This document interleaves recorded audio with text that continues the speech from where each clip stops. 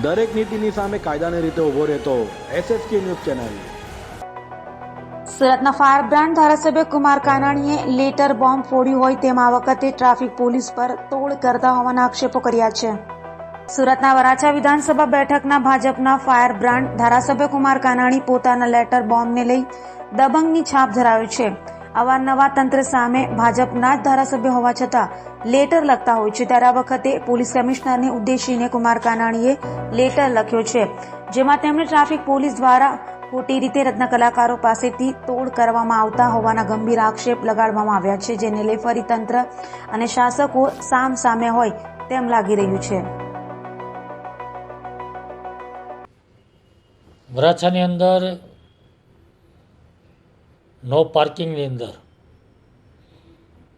વાહનો ઉપાડવા માટે ક્રેન ચાલે છે. એમાં વિસ્તાર પ્રમાણે ક્રેનની ફાળવણી કરવામાં આવી છે. ક્રેન નંબર 1 કે ક્રેન નંબર 2.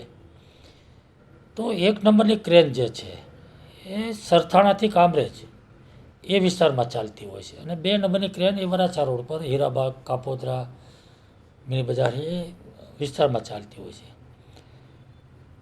પરંતુ આ થોડા સમયથી મને એવી ફરિયાદો આવે છે કે અમારે ક્રેનના લોકો અમારી ગાડી લઈ જાય તો એ ગાડી લઈ જાય અને બોમ્બે માર્કેટ પાસે અમને બોલાવે છે, વાહનો ત્યાં લઈ જાય છે.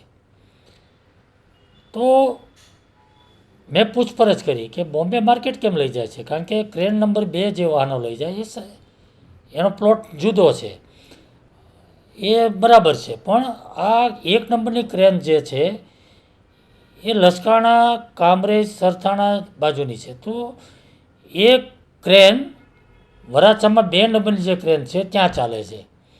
એટલે વરાછા રોડ ઉપર મારા વિસ્તારની અંદર જે ક્રેન ગેરકાયદેસર ચાલે છે, જેનો અધિકાર નથી, એ લોકો ત્યાં ક્રેન લઈને આવે છે, વાહનો ઉપાડી જાય છે અને ત્યાં બોલાવે છે, અને બોલાવ્યા પછી ત્યાં પૈસા લેવામાં આવે છે.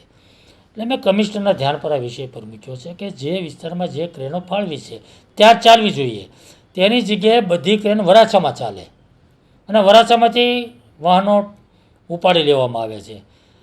એટલે મને એવું લાગે છે કે વરાછા રોડના વિસ્તારને ટાર્ગેટ કરીને તમામ ક્રેનો વરાછામાં ચાલે અને ત્યાંથી વાહનો ઉપાડીને મોટા પ્રમાણમાં દંડ વસૂલવામાં આવે છે અથવા તો સ્લીપ નહીં આપીને તોડબાજી કરવામાં આવે છે. એ બંધ થવું જોઈએ. આ મારી માગણી છે.